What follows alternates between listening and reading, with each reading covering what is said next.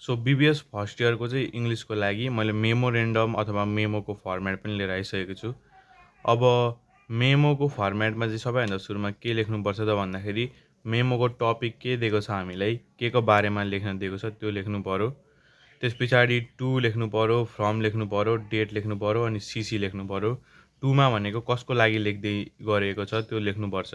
जस्तै कि मेमो भनेको चाहिँ कुनै पनि एउटा कम्पनी अथवा अर्गनाइजेसन अथवा कुनै पनि एउटा व्यक्तिले चाहिँ अरू व्यक्तिलाई कुनै पनि एउटा इभेन्ट भइरहेको छ त्यसको सूचना अथवा जानकारी दिनको लागि चाहिँ यो मेमोरेन्डम अथवा मेमो लेखिन्छ। अब त्यसमा टु भनेको चाहिँ जुन व्यक्तिलाई सूचना दिने त्यो व्यक्तिको नाम लेख्ने अथवा व्यक्तिको नाम लेख्ने, फ्रम भनेको जसले दिइरहेको छ सूचना त्यो लेख्ने, डेट भनेको हाम्रो डेट लेख्नु पऱ्यो, सिसी भनेको चाहिँ कुनै मान्छेलाई हामी ट्याग गरेर फेसबुकमा पोस्ट हाल्छौँ नि त्यस्तै यहाँ पनि ट्याग गरेको हो सिसी भनेको, सब्जेक्ट लेख्नुपर्छ त्यस पछाडि केको बारेमा लेखिँदैछ, अनि प्याराग्राफ लेख्नुपर्छ।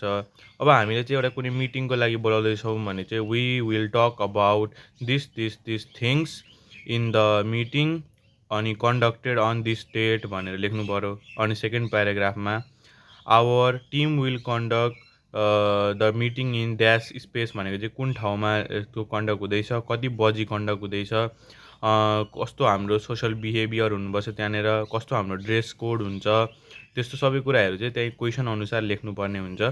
अनि थर्ड प्याराग्राफमा चाहिँ हामीले चाहिँ thank you for your cooperation अनि ह्याभ अ नाइस डे भनेर यसरी पङ्क्चुएसन लेख्ने हो। एउटा मैले यहाँनिर मेमोको टपिक मेमो नै बनाएर पनि देखेको छु। अब यो चाहिँ हाम्रो एउटा प्रोडक्ट लन्चको लागि मेमो हो। अब यहाँनिर हामीले कुनै XYZ कम्पनीको नाम लेख्नु पऱ्यो मेमो लेखेको ठाउँमा।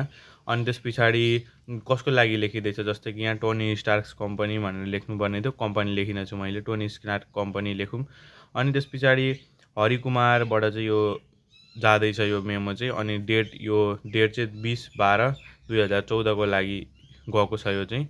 अनि सिसीमा चाहिँ श्याम कुमार भन्ने हाम्रो अब सिइओ होला त्यो कम्पनीको, त्यसलाई ट्याग गऱ्यौँ हामीले। अनि सब्जेक्टमा चाहिँ meeting for a new product launch लेख्ने। अनि I am writing this information to all the employees about the new product launch meeting which will be held on 2 August 2015 भनौँ।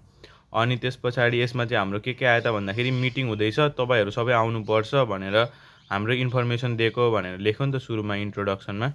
अनि त्यसपछि बडी प्याराग्राफमा चाहिँ के लेख्ने त भन्दाखेरि the function will be held in city plaza भनेको कुन ठाउँमा हेल्ड हुँदैछ त्यो लेख्नु पऱ्यो।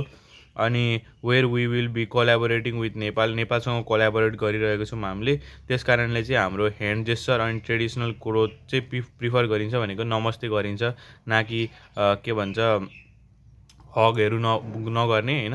अनि ह्यान्ड जेस्चर चाहिँ युज गर्ने हाम्रो ग्रिटिङ्सहरूको लागि भनेर चाहिँ भनिएको हो। अब यो चाहिँ आफ्नो अनुसार लेख्ने हो, यो त्यो केही पनि यस्तो कल्चरल नराम्रो ओरेको त्यस्तो भन्न खोजेको चाहिँ होइन।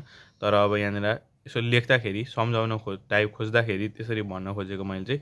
अब if you have any related query contact us at advertisement department भन्ने। अब कुनै पनि तपाईँहरूसँग क्वेरी छ भने यो डिपार्टमेन्टमा सम्पर्क गर्नुहोस् भनेर लेख्ने। अनि लास्टमा चाहिँ कन्क्लुजन लेख्ने, thank you for your cooperation have a nice day भनेर लेखिसकेपछि हाम्रो मेमोरेन्डम अथवा मेमो चाहिँ सकिन्छ।